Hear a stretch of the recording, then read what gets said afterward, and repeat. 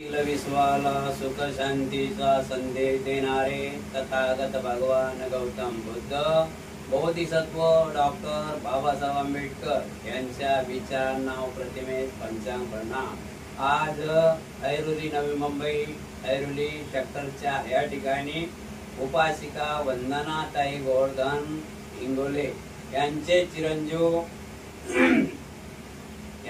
चिरंजीव अभिषेक गोवर्धन इंगोले यांचा 27वा वाढदिवस या ठिकाणी संपन्न होत आहे।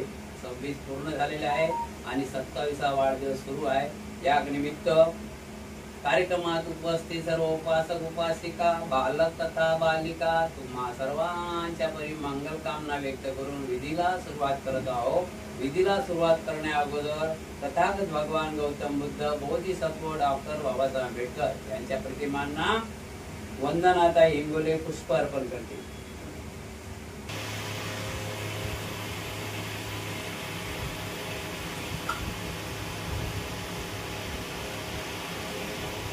पुष्प अर्पण करतील।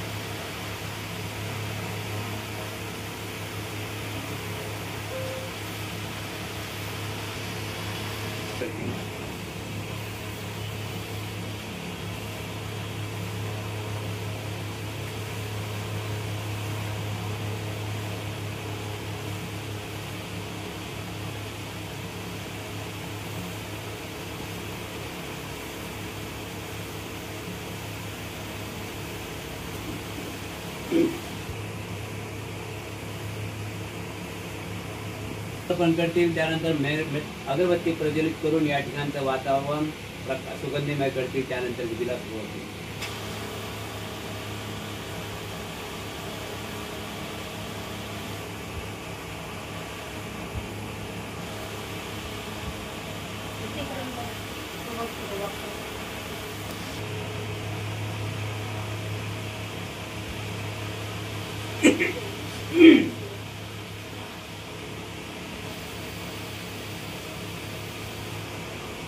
बुद्धं नमामि धम्मं नमामि संघं नमामि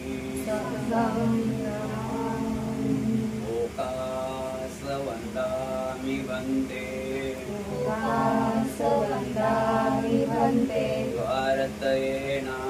भारतेन सब अपराध हमतो मे बन्ते द्वितीयम्पि तृतीयम्पि ओकासवन्दामि वन्दे भारतेन सब अपराध हमतो मे बन्ते ओकास अहं बन्ते त्रिशरणेन साधे पंचशील धम्मं याचामि अनुग्रह कृत्वा शील देहमे बन्ते द्वितीयम्पि अहं बन्ते त्रिशरणेन साधे अहं बन्ते त्रिशरणेन साधे पंचशील धम्मं याचामि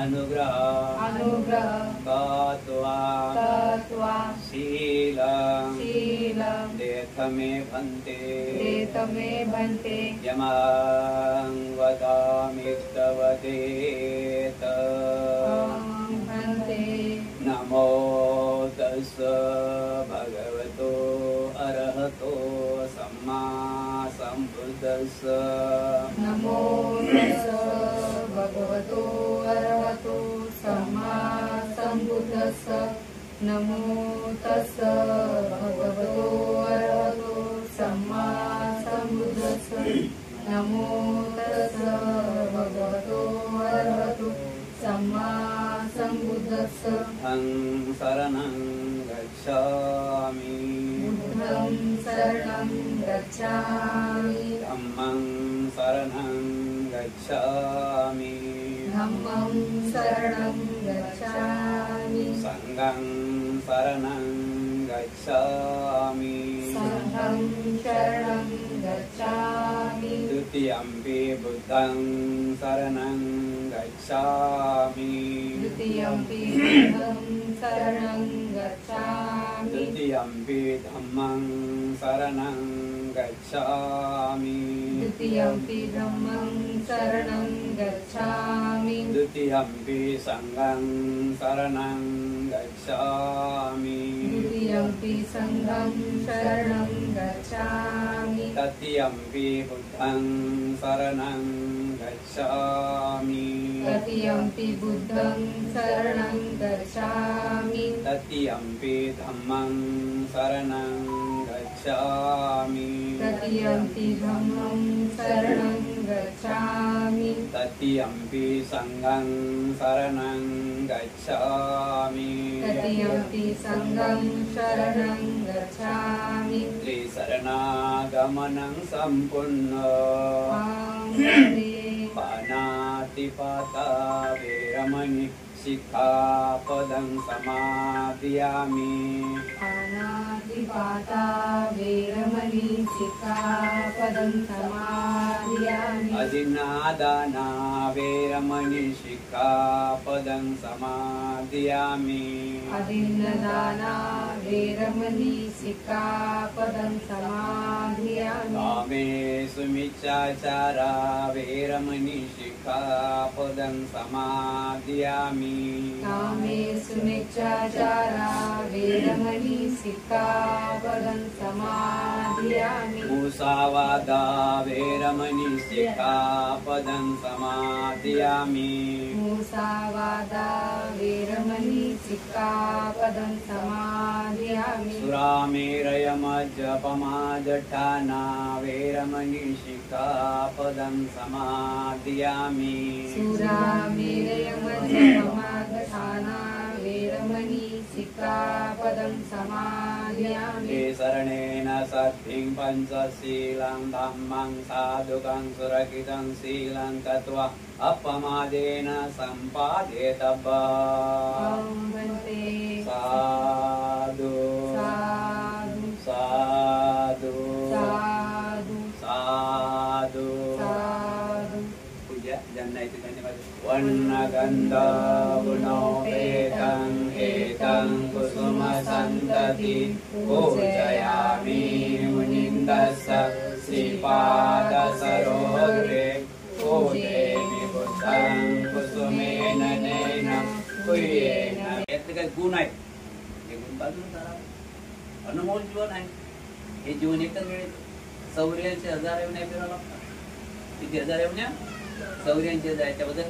84,000 येवण्या फिरायला लागतात बघा बुद्ध काय म्हणतात त्यांच्या बुद्धांना प्रथम ज्ञान प्राप्त झालं आणि बुद्धाच्या मुखातून प्रथम शब्द सम्यक संबुद्धी ज्यावेळेस बुद्धांना प्राप्त झाली आपण म्हणतो ना सम्यक संबुद्धी प्राप्त झाली वैशाखी पौर्णिमेला बोधिवृक्षाखाली सम्यक संबुद्धी प्राप्त झाली पहाटे 4 वाजता वैशाखी पौर्णिमेला पहाटे 4 वाजता काल झाली आपली 13 तारखेची वैशाखी पौर्णिमेला तर त्यांना ध्यान करत होते ध्यान करता करता त्यांना पहाटेचा 4 वाजता कोणता त्यांच्या मुखातून शब्द निघाला हा महत्वाचा आहे काय बरं कमी होते त्यांना गृहत्याग करायचा काय गरज पडली होती हजारो नांगरे एका दिवशी चालत होते हजारो नांगराला 3,000 लोक होते कामावर एका दिवशी एवढी प्रॉपर्टी 3 महार राहण्यासाठी हिवाळ्यातला पावसाळ्यातला उन्हाळ्यातला पत्नी, मुलगा, आई आणि वडील आणि राजाचा बेटा.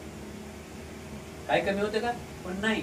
त्यांना काहीतरी या पृथ्वी तलावर दुःख जाणवत होतं आणि त्या दुःखाचा शोध घेण्यासाठी त्यांनी खडतर 6 वर्ष तपस्या केली आणि त्यांना ज्ञान प्राप्त झालं, सम्यक संबोधी प्राप्ती झाली. तर त्यांच्या मुखातून जो पहिला शब्द निघाला, ध्यान लागल्यानंतर जो पहिला शब्द मुखातून निघाला तो शब्द आहे अनेक जाती संसारं अध्याविसं अनिविसं गतो गतो न वने हेहि दुःखा जाती जरा पुनः पुनः दुःखा जाती पुनः पुनः. हे मारांनो, हे कृष्णांनो, आता मला तुम्ही हात लावू शकत नाही. लक्षात ठेवू द्या. आजपासून काय चालू करायचं आहे? जो कालचा दिवस तो गेला तो गेला. हे मारांनो, मार म्हणजे आपल्याला सतावणार आहे. मार बघा कशा आहे, मार कशाला म्हणतात बघा. आता हे दोघं भाऊ आहे. एक अभिषेक खूप चांगलं काम करत आहे, उदाहरण घेऊ. अभिषेक खूप चांगलं काम करत आहे आणि स्नेहा फुकट त्याला तकलीफ देत आहे. तर त्यामध्ये मार कोणाला म्हटलं गेलेलं आहे? स्नेहाला. कारण की तो चांगलं काम करत आहे. किती छान आहे, त्याचे विचार किती छान आहे. मी बघून राहिले एकाच ठिकाणी बसला, फक्त आता मार आणली किती खूप खूप विचार पक्का आहे ना, बरोबर आहे की नाही? म्हणून मार म्हणजे आपण चांगल्या कामात अडथळा निर्माण करणे, त्याला काय म्हटलं गेलेलं आहे? मार. म्हणून बुद्धांनी पहिला शब्द काढलेला आहे की हे मारांनो, हे मारांनो, तुम्ही मला तकलीफ देऊ शकत नाही. हे मारांनो, तुम्ही मला तकलीफ देऊ शकत नाही. म्हणून आपण काय करायचं? अभिषेक उद्यापासून काय करायचं? आजपासून आपण सुरुवात काय करायचं की मला कुठल्याही प्रकारे कोणाचं मी माझं काम सरळ करत राहायचं आहे. माझ्यापासून कोणालाही तकलीफ न होणे. बघा आता आपण इथं बसलो आणि बाजूला 2-3 बाया आल्या, बाजूची घरे आहेत ना, किंवा नातेवाईक आहेत. मग आता आपण विचार करतो, नातेवाईक आले नाही त्यांच्या घरी आपण जातो, ते का आले नाही त्यांच्या घरी आपण जातो, ते काय आले नाही असं म्हणतो ना आपण.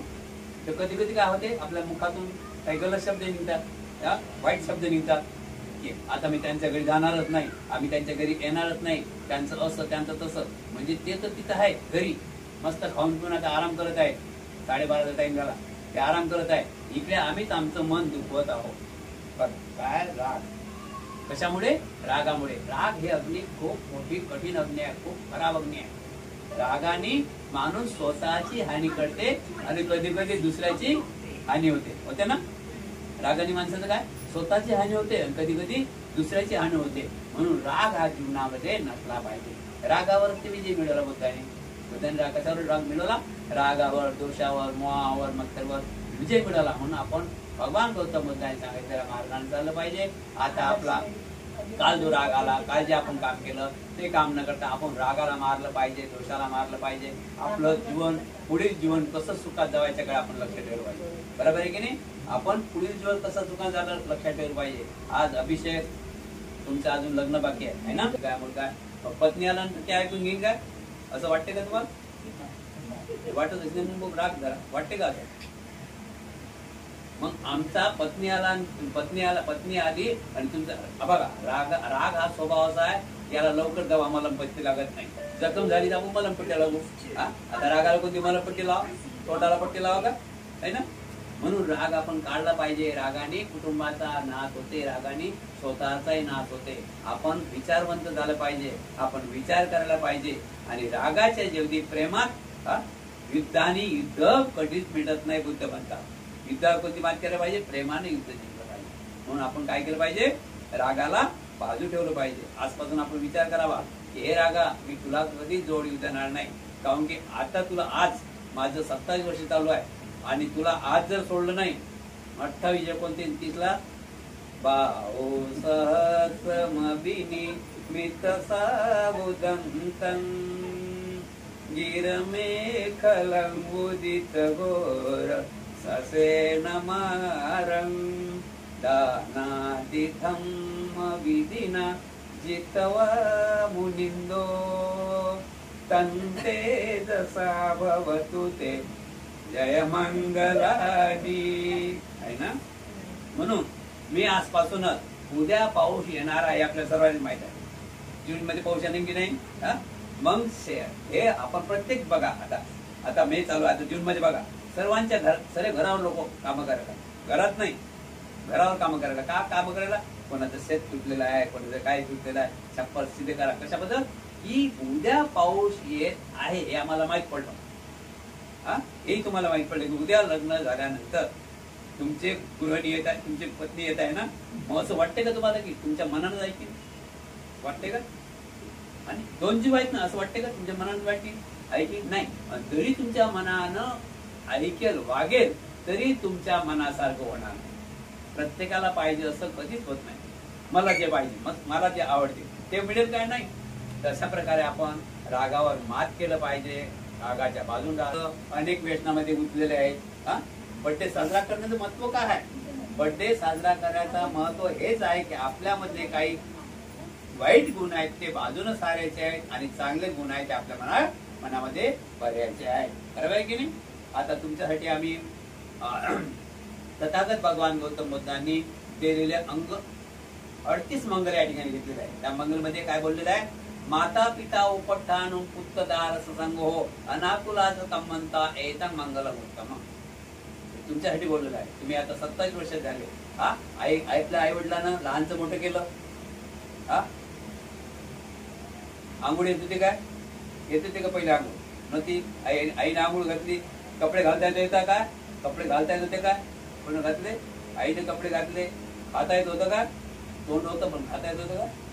करावं हातांचा आपला हात. बरोबर आहे की नाही? म्हणजे तोंड असून आपल्याला खाता येत नव्हतं, आईने चारलं.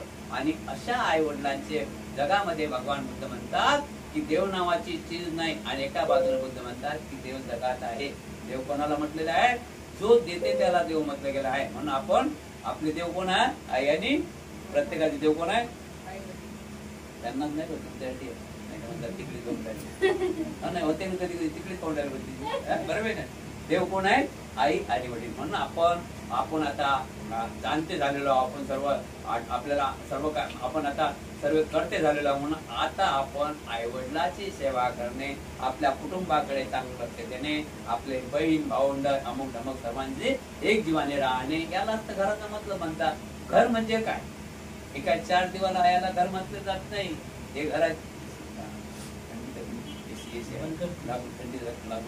नाही बरोबर मस्त म्हणून पाहिजे. घरात एसी आहे म्हणून टीव्ही आहे का? घरात एसी आहे म्हणून घर म्हटलं जाते काय? घर कसं असलं पाहिजे? यामध्ये स्नेहा असेल, अभिषेक असेल, सागर असतील आणि आई आणि वडील पण सर्व आपण एकच आहोत. स्नेहाला इथं होते ना कधी कधी कांदे कापता नाही बरं. कांदे कापताना ती चाकू घात लागते. काय ते बेलण्याने थोडी कांदे कापता येतात? बेलण्याने कांदे कापता येतात का? लाटताना कांदे कापता येतात का? नाही. त्यानं फक्त काय का त्यानं अद्रक कुठता येईल मला वाटते, कांदे नाही कापता येत. बरोबर आहे की नाही? तर समजा स्नेहाने चाकू हाती घेतला, होऊ शकते असं मी म्हणत नाही, पण होऊ शकते असं कधी कधी होते. आणि हाताला कधी लागते ना चाकू. मग आता स्नेहाच्या हाताला समजा थोडं जखम झाली तर दुःख कोणाला व्हावं लागेल? या हाताला व्हावं लागेल. दुःख कोणाला होईल? कोणाला झालं पाहिजे? तुम्हाला. स्नेहाला जर थोडं म्हणजे कोणालाही जर दुःख झालं तर प्रत्येकाच्या हृदयात लागायला. कारण की आपण एक आपलं कुटुंब आहे. बरोबर आहे की नाही? आहे ना? आपण एक आपलं कुटुंब असं राहायला पाहिजे. आणि हाच बड्डेचा कारण आहे की मी जे काल घडलेल्या गोष्टी, जे काय माझ्याकडून होतो, जे काय माझ्याकडून कळत ना कळत काही वाईट घटना घडल्या असतील तर आता मी ते होऊ देणार नाही. मी चांगल्या प्रकारे